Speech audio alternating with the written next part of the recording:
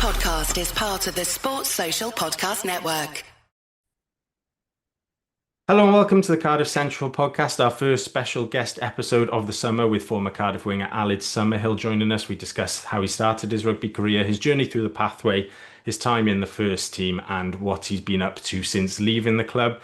We'll also discuss the Rags getting the pre-season underway, the under-18s starting the regional age grade championship, CF10 Rugby Trust beginning to canvass supporters ahead of the WRU consultation, and Wales Online breaking the news that the WRU are looking to cut the professional teams from 4 to 2 over the next few weeks.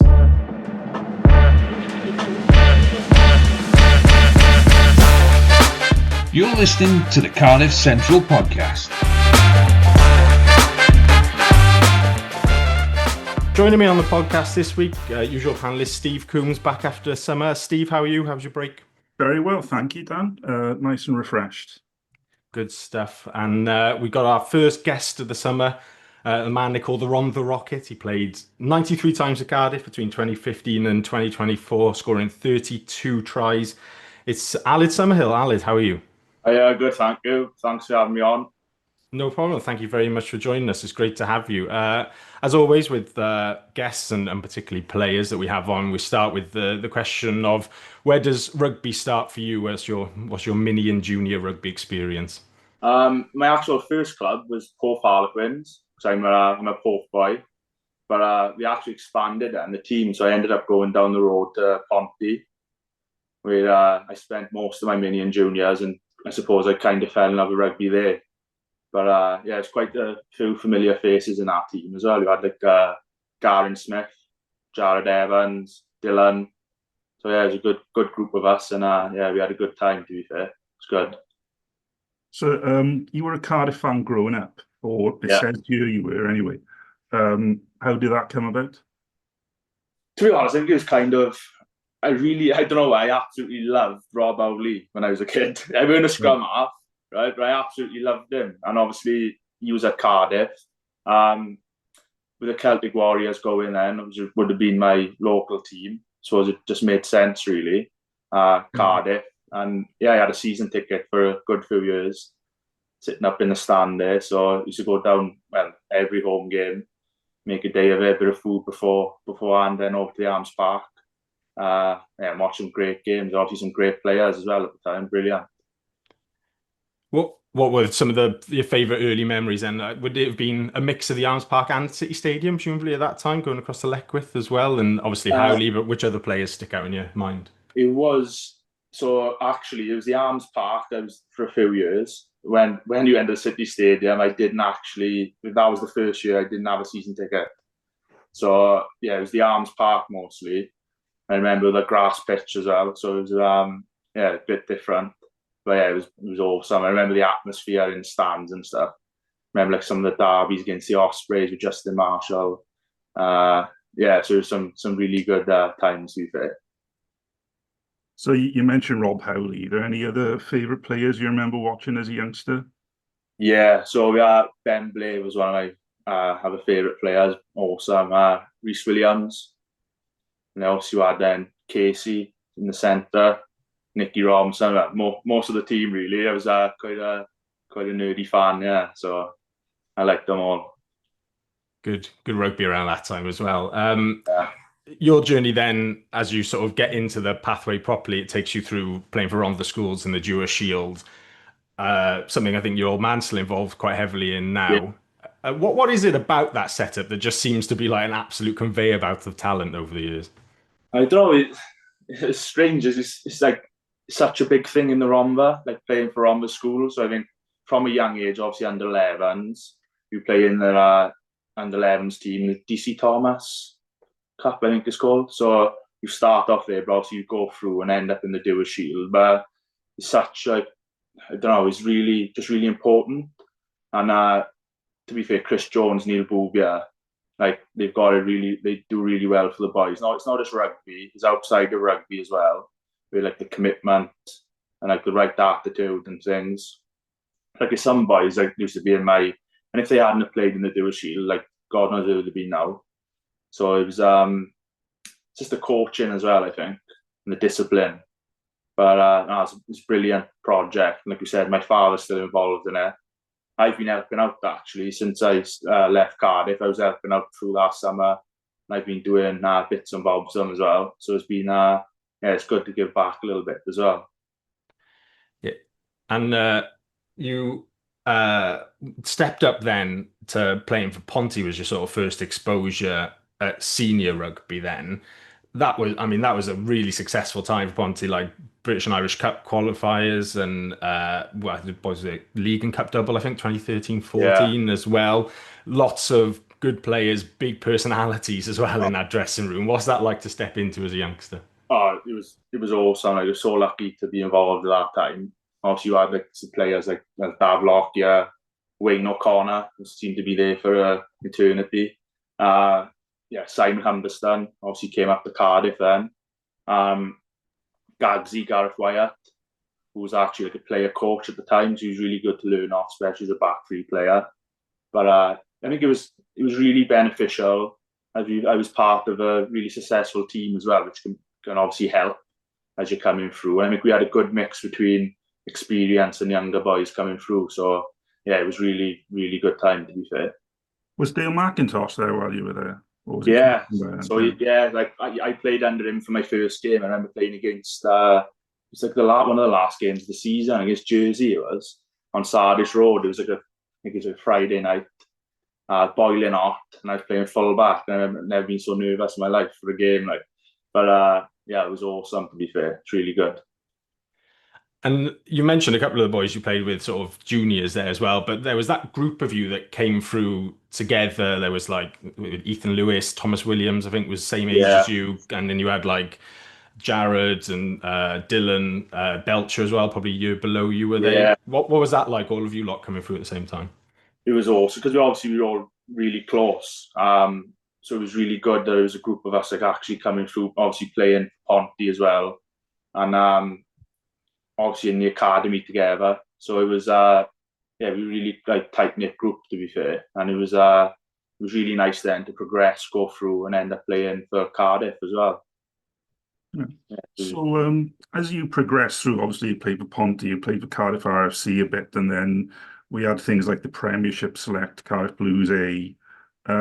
Did you feel that those different teams give you the right kind of preparation for them playing Pro 12, going into the professional side? I do, to be honest. I think what I found beneficial personally was the British and Irish Cup. Like with Ponty, we had a bit of success in that. We were playing against teams like Bristol, who had like Gavin Ensign playing for David Lemmy. Like it was some really talented players we were going up against. So I think that was as close to like a regional game that we probably could have get before playing in the regions. Obviously the Anglo-Welsh League, that was another one that was really good. And I played my first game against Scarlets for that one in the Arms Park. So that was a proper step up as well, which was good. But obviously I think that's not going anymore, is it? So yeah, I think like I was looking before, and I think you might be one of the only players to have played for like all of those teams. Like there was like Cardiff Blues A, Cardiff Blues Premiership Select, like just ticking off all the different variations over the years. When you look at it now, and there's not that competition, it's just Super Rugby Cymru. Do you think it's like that's like missing in the pathway, that sort of like cross-border competition to really step up? I suppose it's tough for me to say because I'd never played in the Super Rugby Cymru. But at that time, I really did find it beneficial, our British and Irish Cup, the Anglo-Welsh Cup, the LV Cup was the LV Cup, wasn't it? But I found that really beneficial. So you get a lot of boys that hadn't had any game time or hardly any at all from the regions playing in them with a mix of experience as well. So that was like the stepping stone. So I definitely think that was beneficial. Obviously now we've got the Super Rugby Cymru as that's what they see as the stepping stone, I suppose. But I know it's only been going for a year, so hopefully that will get the benefits out of that as well. Around that time then, so as you come through the pathway, you sort of, I think you started to fly half, was it, when you were like a junior player? When I was young, yeah. So it used to be Thomas at 9, me at 10.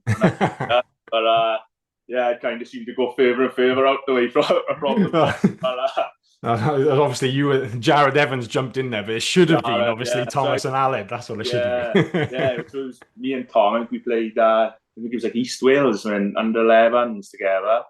Yeah, but as I said, as I got through the age grades, and I went to centre. I played quite a lot of rugby at centre for Cardiff Blues 18s, and then I can't remember. I think I was a year early playing under 18s for Cardiff. Sorry, I didn't get in the squad initially. All season I was just playing for the college, and one day Clive Jones put me full back. So I played full back. It was up in Aberdeen somewhere against, I can't remember who it was against. So I was full back, and I done all right. They had a decent game, and then I think it was that weekend they had a phone call from Chief saying, you're starting in the final in the 18. So I was like, all right. So it kind of went from there then. I played in our final, and I kind of stuck at 15 for a bit. My first game for Cardiff then was against Zebra. That was the last game of the season for Cardiff on the Arms Park. And I think I started 15 that one.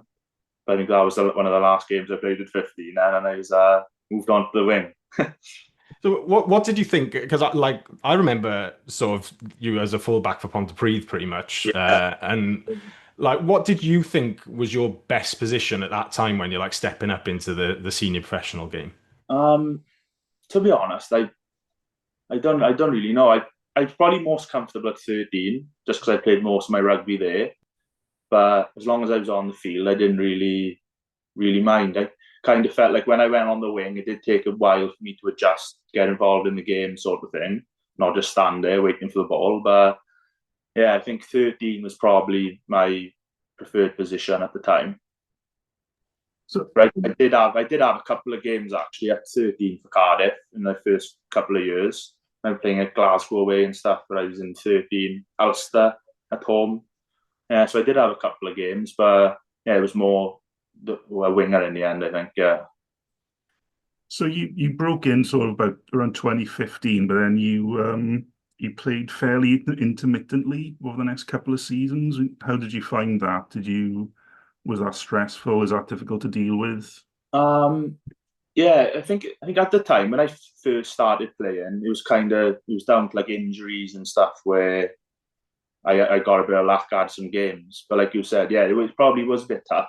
But I think with the players we had at the time and stuff, I was learning a lot as well. So I just thought every day now I just need to learn, get better, and hopefully my opportunity will come again, which it did. So yeah, it was probably a bit stressful because obviously every player just wants to play. But it probably is beneficial as well, as in it was probably a setback, but I could learn from that as well. I vaguely remember a rumour that Leicester were in for you. Is that true? Did you nearly go to England? Yeah, so I was quite young then, but yeah, I did have a chat with Leicester. That was when I was young, because my mother she was born in Liverpool, so got like an English qualified. So it was they did ask to go up to have a look around, but at the time I think I'm a bit of a homeboy, so I stayed. Yeah. We're definitely glad of that. All those tries later, absolutely. That around that time then, sort of 16, 17, 17, 18, obviously Matt Sherratt was the attack coach and his first into the club. What was he like coming in as assistant there? Oh, it was really good, yeah. So obviously, with Matt, he's really he liked heads up rugby, play what's in front of you sort of thing. But not just that, it was like knowing your role as well. So it was quite important for me, especially as a winger, like quite new to the wing, showing me how I can get involved in the game, where I can pick up touches, that sort of thing. So yeah, it was definitely very beneficial for me in coming in. Is he like, I know a couple of guys have said he's quite detailed, but he allows you to sort of put your mark on the game. Is that, it's not like over the top stuff from him? No, I think it's a basic structure, but it's heads up rugby. So if someone else was on, you don't mind doing like changing the picture sort of thing and doing what's right. Forward to 2019-20 then, and the middle of that, you're sort of back in established in the first team at that point. In the middle of that season, then I think a lot of us will remember the poignant sort of tributes to your brother around the festive period, who sadly passed away unexpectedly there. Yeah. And then that backed up with COVID then as well. I wonder if you give an insight into, as a professional athlete, what that's like dealing with sort of emotional stuff and how it affects you physically in a job where you need to be sort of emotionally and physically close to 100% to Yeah. do your job like safely and effectively. Oh, it was definitely obviously really tough time. Definitely affected me mentally and physically. But to be fair, like Malvers was there at the time, and obviously my brother passed away. He let me have as much time off as I wanted, and the club were brilliant. To be fair, like Coops was ringing me every other day, making sure I'm okay, checking in, see if my family needed anything. And like you said, obviously it was the Boxing Day game where they asked if it'd be okay to have a minute silence. No, which my family were really appreciative of. So yeah, that was great. That was great by them to do that, and it allowed me to take my time to get back. And I think I actually came back then for like a few weeks later, playing against Cardiff, I pulled my hamstring. So that was another setback. Yeah, but yeah, looking at the big picture, obviously, is much more important things in rugby, and that was one of them. And to be fair to Cardiff, they really came around me and my family and supported us brilliantly. So going on to COVID now, yeah, that was very tough. Yeah, so I suppose in a way we were lucky ones because everyone was off work. Obviously, the first few weeks or months we had to train on our own, try and stay some sort of fit without leaving the house. But going into the gym in the garage and so on, and then I remember when we were finally allowed, they said rugby was coming back and we were allowed to go into training, but in small groups. So that was really strange. But yeah, we kind of got back and then was playing then in the stadium with no crowds, which was yeah, it was an experience anyway. Yeah. Because around that time, if you look at just looking at the stats, like that's some of your most prolific try scoring time as well. Yeah. So was it kind of just like, I don't know, like when you're back in playing and you've had that time off and there's no crowds, like a freedom almost of those sort of games that maybe Yeah. you don't feel the pressure of the crowd so much. You just get on with playing a bit and scoring a few tries. Yeah, I think it was. Yeah, it was a bit. It was really strange. It was kind of like especially Tormund Park. I remember we played against Munster the one game there, and it was just empty, and it was like hardly no atmosphere and stuff. But it was yeah, it was strange, but it was like you said, I suppose the pressure. It was a little bit less pressure as well, and boys just wanted to get back playing after having so long not playing. It was just a release really. So yeah, we were quite fortunate that we were able to play during them times. You're on mute, Steve. Sorry. So like we said, you tried various different positions growing up, but then you turned out to be a natural finisher, scored tons of tries for us. What do you put that down to? Is it just you like scoring tries or? Bit of luck on the end, I think. But no, I don't know. I like to think I've scored some good tries like individually, but a lot of it as well. Lucky to be in a good team, some good moves, getting my hands on the ball and just finishing in the corner really. So a lot of it was probably down to the boys inside me. But yeah, I don't know. It just You're being modest, in other words. no, but like it's kind of I don't know. I just probably as a kid, when I was a little kid, playing around in my living room with the ball, diving on the sofa and stuff, bit of practice. But yeah, I really don't know.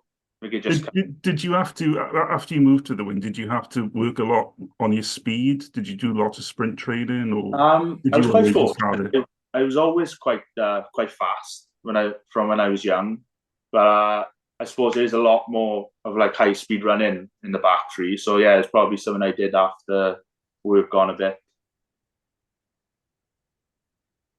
We've had a couple of questions in from listeners, a couple of like quick fire ones and stuff from Gareth on Twitter, from Cardiff fans in the UAE as well, worldwide pod, and they sort of go, favorite try you scored?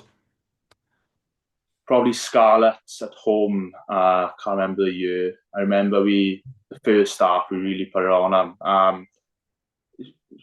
I only ran to the corner, dived in the corner, but it was buzzing atmosphere that night. It was class, and I remember just scoring in the corner and it just felt like a special try. I can't put my head around why, but I really enjoyed that game. It was a really good game, and that's one that just sticks in my mind. And maybe my 50th cap against Munster away. Yeah, one of them as well. Another simple question that's coming from Twitter. What was the best game you played in? If you could say that Scarlets one again, that's fine by me. No, I think it'd be, again, I can't remember the year, but Glasgow at home, we lost the game actually, but it was a crazy game. It was loads of tries, and I remember towards the end of the game, I think we were coming back, and Matthew Morgan, caught the ball outside, took a quick line out, and then Carey had a big run up the field. I think it was a cross-field kick, and I think Gary and Smith ended up scoring one of the corners. Can't remember what year it was, but it was a brilliant game. And I know a lot of the boys really enjoyed that one, even though we lost. So that Matthew Morgan moment, I still get the piss taken out of me by the people who I stand with on the South Terrace, because it's one of those where you go, "What the fuck are you?" Oh, brilliant, yeah, I knew it. That's exactly what I was doing. I was over on the left edge, he was on the right. I was blowing. I can't remember what happened. I remember running back and going, "What is he doing?" And he shrugged off someone, run down the field, and then Carey was running. But that was an enjoyable game, and obviously the Leinster one where we beat them at home, Jared, the last minute kick, that was good as well.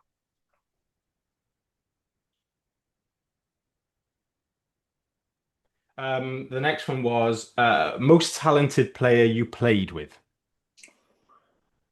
He'd probably have to be Toby. Yeah, he's just special, and everyone can see it. He can just do something in the game that turns the game. So definitely have to be Toby. I suppose with all the backs you play for, the fact you go for a number 8 shows how good he is, doesn't it? Yeah, no, he is. He probably could play anywhere on the field. Like he's so skillful. He can do the yards as well. His footwork is unbelievable. Yeah, and from the other side, who was the best player you played against? That's from Gareth on Twitter. There's been loads. Probably say someone like Charles Piatow, maybe, just because as a winger, sort of defending the 15 a lot, and you saw so strong footwork was awesome. But there's probably about another 5 or 6 I could name, but I can't think of. Yeah. I noticed Piatow was in the Tonga squad with Willis Alaholo for the Pacific Nations. I mean, I wouldn't want to defend against either of them. No, that footwork, no way. Moving on then towards later in your time as a Cardiff player, that's the end of the 2022-23, start of the 23-24 season. Obviously, there was Dai Young leaving, that massive summer of uncertainty, and there was, different reports from about 1 to 10 players in training and stuff. What was that like to be on the inside of? It was different. I know. It was numbers. We didn't have many numbers, as everyone knows, but it was quite. I suppose it was quite difficult. We couldn't really get 15 off 15 in the sessions, but to be fair to the coaches, they managed a program where we were benefiting with our fitness skills. And then I think by the end, before the start of the season, obviously we had a few boys come back then, which was good. So it was definitely a difficult time. And what's it like with the coaching change and stuff? Because you've been at the club a little while, I've seen quite a few different coaches come and go. Are they all drastically different, or is there an element of continuity that sort of coaches mold themselves to the club a little bit as well? I'd say so. Yeah, I think there is definitely, they do mold themselves to the club, obviously with their own ideas on top of that. But I think there's a way the Cardiff play, which everyone knows. They like to throw the ball around a bit, and I think it'd be silly for a coach to come in and not adapt to that as well. Especially everyone enjoys playing it, watching it. So, but I think there is a continuity. What's the word? Continuity. Well, I don't know. Right, well, something. What's the word? I don't know. Continuity. That's the one. I wasn't very good in school, right? But so it was some of that. But everyone has their own touch as well. So another slightly sensitive question: how did your time at Cardiff come to an end? So obviously the financial situation in Wales, which is no secret. I'd had an offer from the club, which I got told that they would have liked to keep me. It kind of went on for a few months when I was waiting to see if anything would be anything there for me. I did. Then I had an offer, but just looking at the offer of me and my family, I just decided it weren't right for me really. So long story short, I didn't end up signing. Left the club. Obviously, was looking for a new club. Maybe that was going to be in France or Japan, maybe somewhere there. A couple of options, but then my wife actually became pregnant in the August. So then I was thinking, I'd rather have somewhere a bit closer to home. Nothing really came up during that time. So then it was just the fact of I started from that Christmas. Then I started up my own coaching company. I was trying to keep myself fit just in case any opportunities did come up. Nothing really did come up. So it was kind of putting family first in the end. That sort of approach to things. So so that's basically was it. It was obviously I was disappointed to leave Cardiff. I loved my time there. I've got a lot of friends at the club as well. So it was nice to see them doing well last season as well. We had a question in from user Frisbee Richards on Blue Sky. What you said about sort of the financial situation in Wales. The question was, as it's still ongoing as well, with all the recent uncertainty in Welsh rugby from contract issues to structural changes. How does that impact you and the boys sort of mentally and professionally? How isolated from it are you versus how aware that's all going on in the background type thing? I'd probably give a different answer if I was down in Cardiff now, but it's obvious and it's got to affect the boys. Like not knowing certainty, like what's going to happen with your job, definitely is going to affect you deep down, even though you'd like to say it doesn't when you play in. I feel like it's definitely been in the back of their minds. I just think the WRU, they just need to have an answer now so everyone knows where they are. It's not just the players, obviously you've got the staff, you've got everyone involved with the club, also the fans. Like it's not nice for anyone. And some tough decisions will need to be made, but hopefully if they do it early enough, everyone can sort themselves out then as well. So you touched on it already, but what's life been like the last 12 months? Different, I know. Different, big change. A lot of change, yeah. So actually, I left Cardiff last summer, then I got married a couple of months later. Congrats. But cheers, thanks. And then I had a baby then 4 months ago. So it's been it's been quite a bit of change in my life. But it's for the good.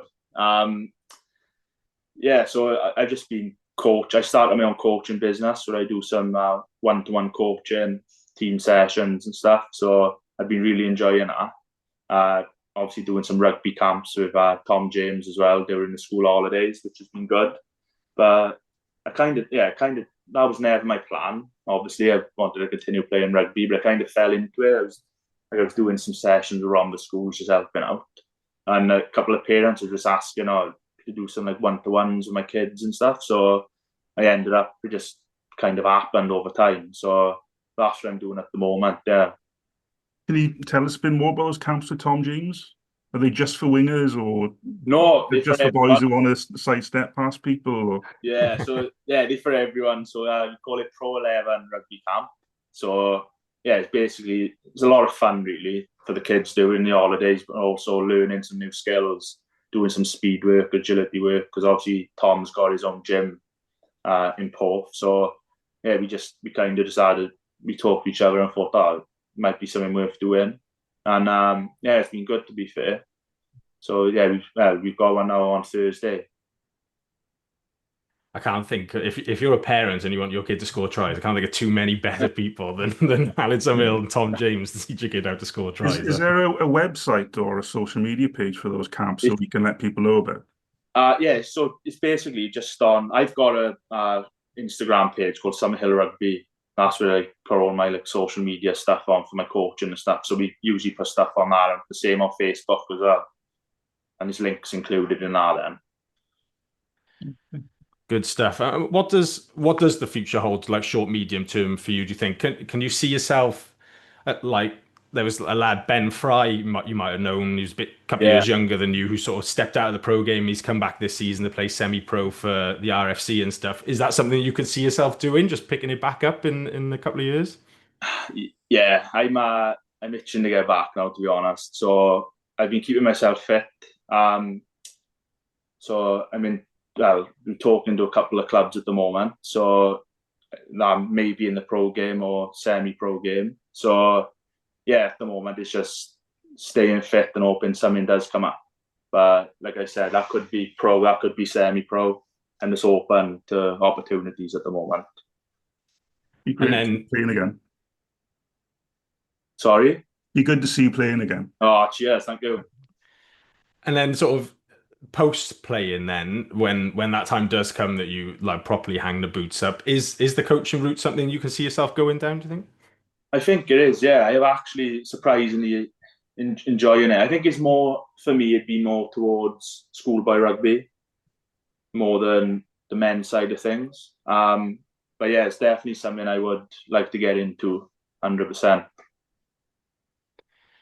Great stuff. Well, Al, thanks very much for joining us this evening Yeah. and chatting through your career. It was always a pleasure to see you playing at the Arms Park, and hopefully we'll see you there, whether it's home or away team at some point in the future, back in the pro game. Because yeah, Yeah. definitely need that speed flying down the wing at some point on the telly. Uh, Keeps my picture in focus every time you fly down there. Yeah, Cheers. Thanks a lot, Fran. always really enjoyed watching you play. So yeah, hope to see you playing again soon. Cheers. Thanks a lot, Steve. Cheers. Thanks a lot as well, guys. Thanks. Cheers, Al. Cheers. Thank you. Bye. And there he goes. He was good to chat to there, Ali. To be fair, good value, I Yeah, thought. he was. He seemed in good spirits. I mean, when I saw the questions we were going to ask him, I wasn't sure. Oh, is this going to be? Should we go with a bit of a lighter touch? But no, he's in good spirits, and he seems a very resilient guy. And like I said, it's pretty good news if he does come back into the pro game or the semi-pro game, because I'm sure there's more rugby in him. So, I mean, there's a conversation as we spoke about it on the pod last week, and everyone keeps mentioning that we've got this sort of lack of numbers in that sort of channel. Maybe I don't know whether if like he'd be the obvious answer, but you could certainly see if Cardiff picked up the phone and wanted somebody to come in that 13 wing channel, that there'd be worse options out there, certainly. Oh, there'd definitely be worse options than Alice Summerhill if we need another winger. Yeah. Good stuff. Right. Just a couple of things at the end of the pod then, as I mentioned in the intro. Start with rugby was back on Saturday, unbelievably, at Tremorfa Park. I had a wander over to watch the Rags play St Albans on a pitch that, if it was December and frozen, would have been called off. It was that rock solid down at Tremorfa Park. Absolutely boiling as well, but a great crowd, good day out there at St Albans. First time the two clubs have played each other, which I didn't realise. I assumed they probably would have crossed paths at some point, but apparently not. It was 66-0 on the scoreline, but I don't think it was particularly about the scoreline on the day. It was obviously a day for St Albans and their family day. It was a good run out for a couple of young Cardiff lads, and a chance for those St Albans boys to play against a Cardiff team, which is obviously at the top of the domestic pyramid in Wales. It's difficult to say how pick names out necessarily in that sort of game, but the only thing I did particularly think was that outside centre there was a young lad, Johan Leishon, who is in Cardiff under-18s, and I had to double check that he was in the under-18s when I saw him, because I mean he's a big boy, to be fair, powerful runner. Doesn't look under 18 either, so I don't know if there's a birth certificate issue there or not. But Is he sort of Mason Grady size or not quite that? he's not tall. He's sort of average, but he's solid, really solidly set, like a really powerful runner that I think you could see stepping up into that Cardiff first team as that physical carrying option outside centre that they like. There was also, I thought, Harry Turner, another under-18s player on the right wing, who looked really handy in the first half. And then from a Rags point of view, they had a couple of lads in from local clubs just to give them an opportunity as well. And the back rower, Rydian Morgan, who's been a regular at Rumney over the last few years, put himself about a lot as well. Really powerful carrier, like short, like stocky guy, but absolutely packs a punch when he went into contact. So great to see that from Rag's point of view, and Yeah, also great. Also, go on. yes, sorry. The thing that stood out for me on the team sheet was Brian Kamanga playing loose head because That was the I remember that he 18s, was yeah. back row forward last year, so that's a big a big move that at a fairly late point in his career, moving to prop as an 18-year-old. Yeah, that was the under 18s game on Sunday. Then they Oh, sorry, played. I'm getting mixed up Yeah, now. that's all right. Mm. They played Dragons at the Arms Park. But yeah, Kamanga, who was a flanker for Cardiff and for Llandovery College in his first year under 18s last season, made the move to Loosehead. I noticed Lee Griffiths replied to us both on Twitter to say that he thought he had a good game, Mm. which is Yeah. encouraging. But yeah, I mean, it's always an interesting one to see somebody pick up the intricacies of scrummaging so late in their development. But I remember somebody mentioning his name to me as one to watch as a flanker. So he's obviously a naturally good rugby player. So hopefully he can pick that up and it'll be. If they've got the support of Llandovery College doing it as well and the facilities and the rugby program they've got up there, that'll certainly give him a better chance than if he was at some other institutions. But yeah, solid day for the Cardiff pathway over solid weekend for the Cardiff pathway there, and they now have a weekend off. The Rags play Esher a week Saturday at the Arms Park. I think the under 18s are away to Ospreys on Saturday at Bridgend. 2:30 kickoff if you fancy getting along to the brewery field for that one. Steve, with your CF10 hat on, then to the end of the podcast, CF10 starting to sort of prepare for this WRU consultation, even though we don't really know exactly what it is, but we're getting ahead of the game. Well, Dan, as you were getting this broadcast ready, you may not have seen the breaking news with Oh, the Welsh Rugby releasing their plans for the future. They confirming that there are going to be two teams. Um, so that's a bit of breaking news as we record this. But with CF10, we were anticipating news coming fairly soon and a period of consultation. So we put out a survey earlier this week. So far, we've had a lot of replies within 24 hours. The replies have been fascinating to read, particularly people are taking the opportunity to really tell us a lot about what they think. So if you're a CF10 member and haven't filled that survey in yet, this is your opportunity. It should be in your email inbox. If it isn't, if you could send us a message and we'll send you the link by email. and what I would say, as a CF10 member, but not linked to the management, so at arm's length in that sense, I think now is really the time for Cardiff fans to, like, whether you haven't joined before because you're not particularly interested in the political side or anything like that, which is absolutely fair enough.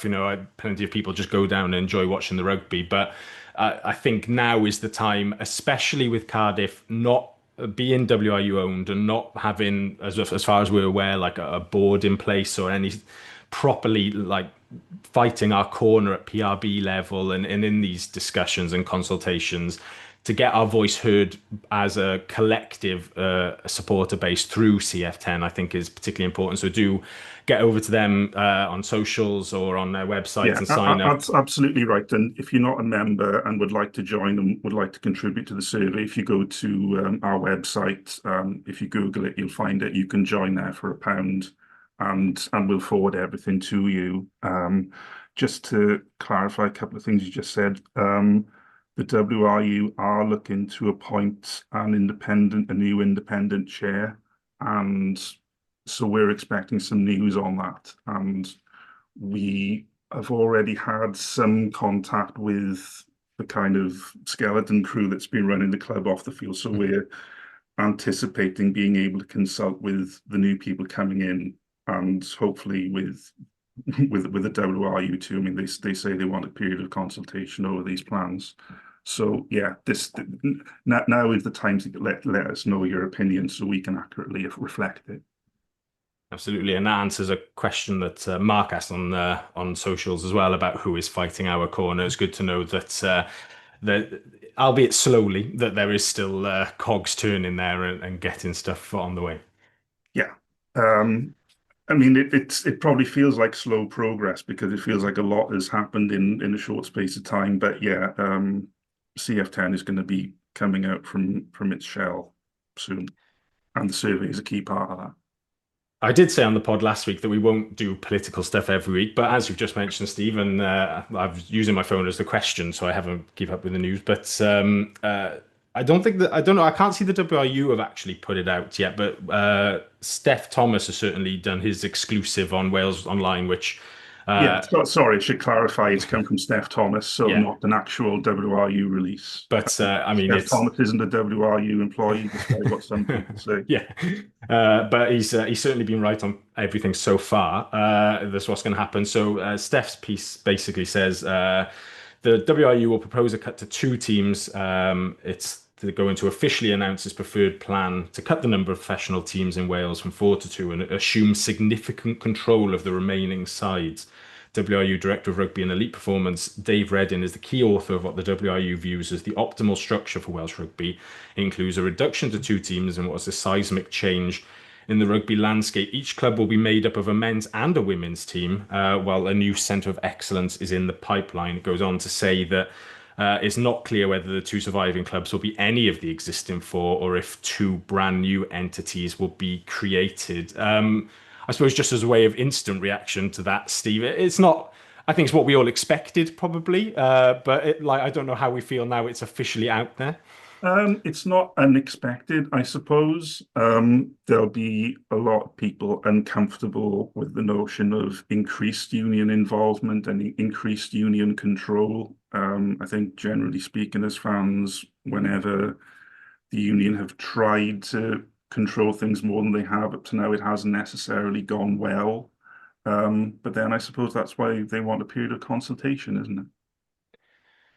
Yeah, it's just reading through some of the details of it as well. It looks like individual academies will be scrapped, and there'll just be one central academy, supported by development centres for players between the ages of 14 and 18, which will be supported by Super Rugby Cymru clubs.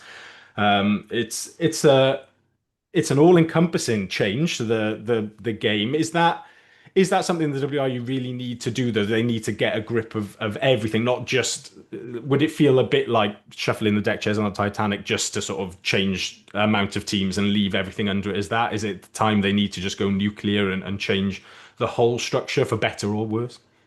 I mean, my instant reaction is if you are going to cut to two teams, that only kind of makes sense if you're also doing significant surgery to the rest of the structure. It, Super Rugby Cymru only gets a brief mention in there, but I think Super Rugby Cymru will end up being crucial to whatever comes next. I think there'll have to be more funding going into there. Also, just another instant reaction because I haven't really had too much time to think things through yet. The implications of scrapping individual academies and moving to a central academy, which seems to be what that piece is saying is the current plan, that would have huge implications for the Rags. The Rags essentially, the centre of the Cardiff Academy system at the moment. If there's not going to be a Cardiff Academy, what place will the Rags have in future? These are the sorts of questions, and there'll be hundreds of others that are going to come up over the next couple of months. Yeah, it's set to be a very interesting.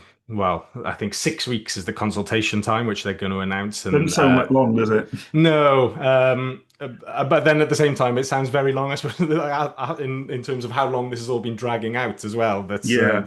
and I suspect at the end of that 6 weeks, we still won't have a definitive answer because it doesn't sort of the path to two clubs to me.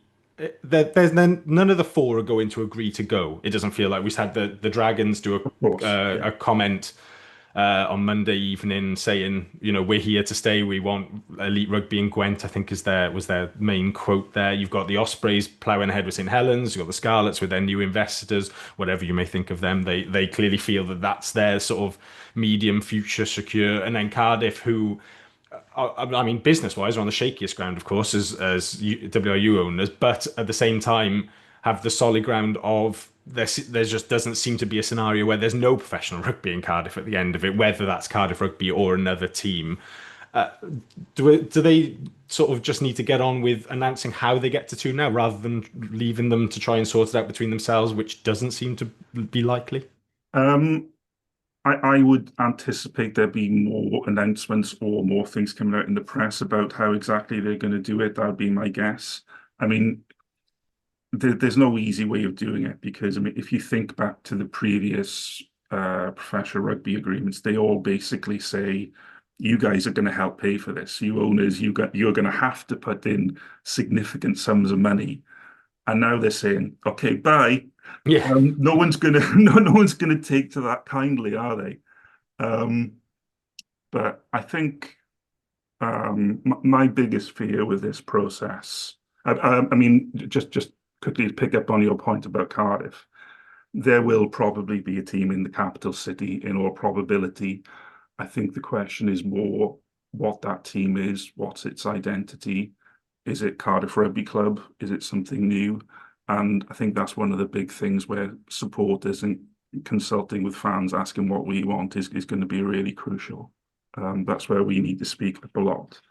But I think I mean, with my Welsh rugby fan hat on, is quite apart from my Cardiff association, my big fear about this is I'm old enough to remember 2003 and the seasons before that.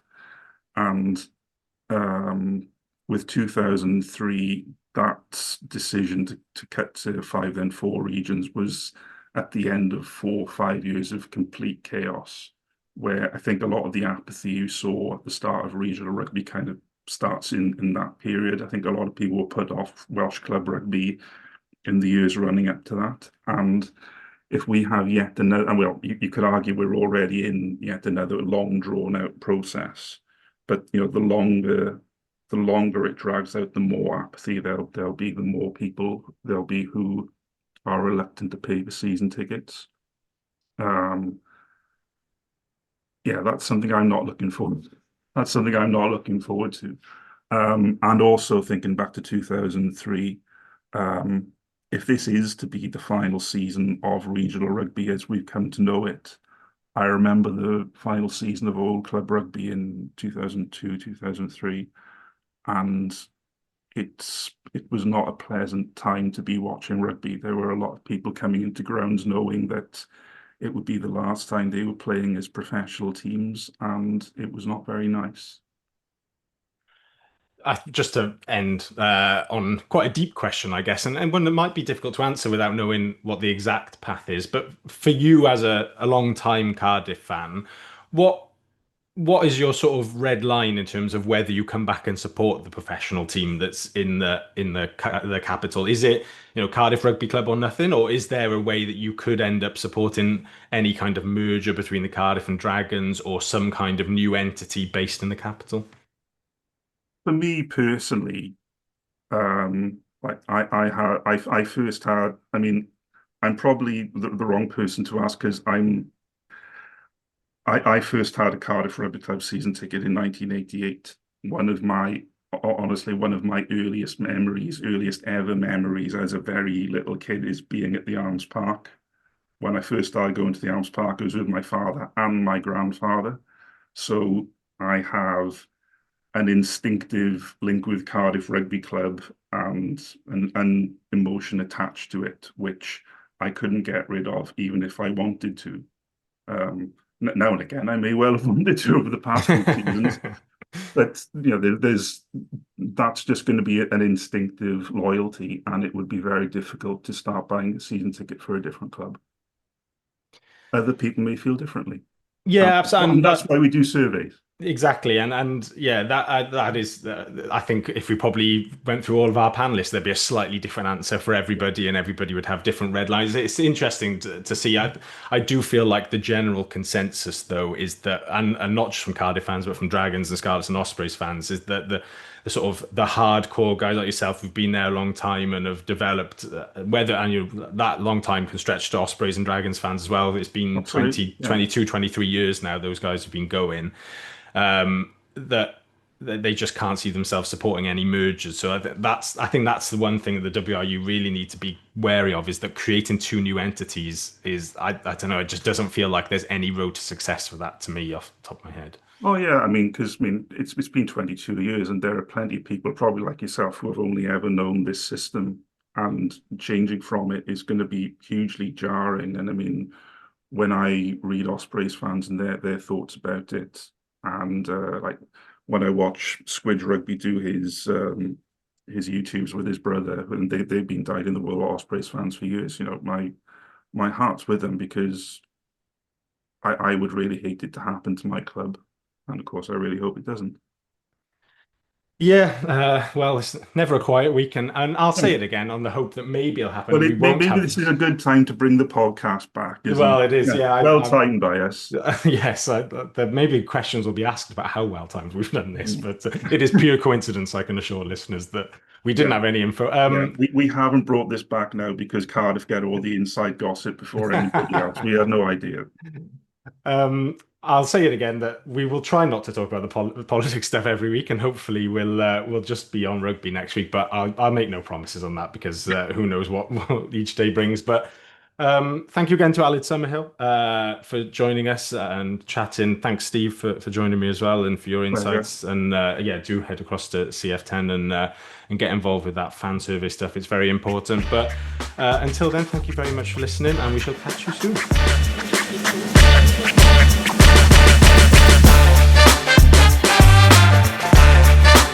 That was the Cardiff Central Podcast. Please rate, review and share us on socials if you can, and join us again next week for more of the same. And until then, enjoy your rugby.